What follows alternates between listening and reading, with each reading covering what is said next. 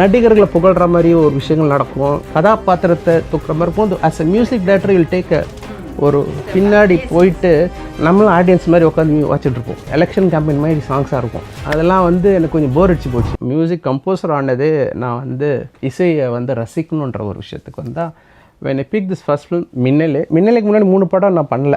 ஏன்னா மின்னலைக்கு முன்னாடி 3 படம் வந்து ஏன்னா அந்த படங்களை வந்து எனக்கு இசைக்கான ஒரு என்ன சொல்கிறதுனா ஒரு ஸ்கோப் இல்லை. இசைன்னு நான் சொல்லும்போது என்ன இசைன்னா எனக்கு பிடிச்ச இசை பண்ணுறதுக்கு அப்படி ஒரு விஷயங்கள் போது. ஆனால் அதை வந்து அந்த மின்னலை படத்தில் தான் கௌதம் மேன் நேரேட்டட் த ஃபிலிம். அப்போவே மாதவன் ஹீரோ கிடையாது, அவர் அறிமுகமாக ஆகாத டைமில் தான் நான் அந்த கதையை கேட்டேன். ஸோ எனக்கு அது பிடிச்சி போச்சு. அவர் படம் எடுக்கும்போது முன்னாடி 3 பிரபலமான ஹீரோ படத்தை நான் நிராகரிச்சுட்டு ஒரு புதிய ஹீரோ படம் மாதவன் நடித்தேன். அப்போ என்ன அவருடைய முதல் படம் வரலை நாங்கள் ஸ்டார்ட் பண்ணும்போது. அதுக்கு ஒத்துக்கிறதுக்கு காரணமே அந்த பாடல்கள் 6 பாட்டு சிச்சுவேஷன் சொல்லும்போதே எனக்கு வந்து நோ தட் ஆஹா இதுதான் என்னுடைய இடம்.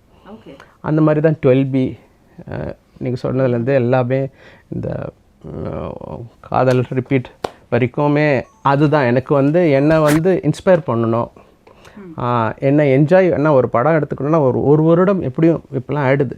அந்த ஒரு வருஷம் நீங்கள் வந்து அதோட அந்த பிரயாணம் படணுன்னா you have to enjoy your work.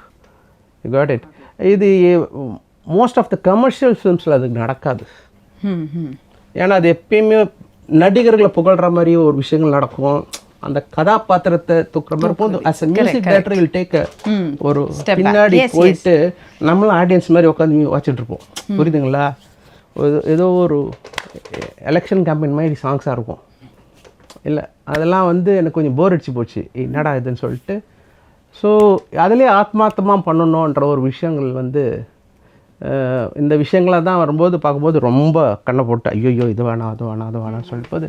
But the thing is இதனால் என்னாச்சுன்னா ஒரு குவாலிட்டி ஃபேன் பேஸ் அவங்களும் இவர் இப்படி தான் பண்ணுவார் கரெக்டாக அனலைஸ் பண்ணிடுவாங்க, டியூன் ஆகிட்டாங்க, உங்களுக்கே தெரியும். ஸோ அது ஒரு டைம் எடுத்தாலும் but I could see that அது ஒர்த்தி.